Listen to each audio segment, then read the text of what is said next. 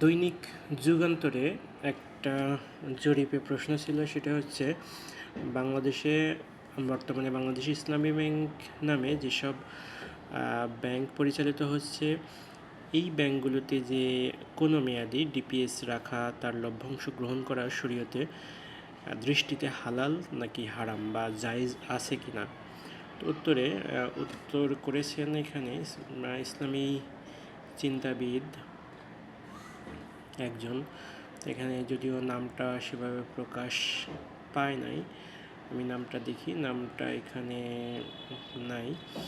আচ্ছা, তো বলেছে এখানে যে ইসলামী ব্যাংকগুলোতে যে ইসলামী এফডিআর বা ডিপিএস যেগুলো রয়েছে বা বিভিন্ন মেয়াদি টাকা রয়েছে, যা আমাদের দেশে বর্তমানে শরীয়ত মোতাবেক পরিচালিত হওয়ার দাবিদার হচ্ছে ইসলামী ব্যাংকগুলো তাদের বিনিয়োগে যথাযথ শরীয়তের নীতিমালা অনুসরণ করে না।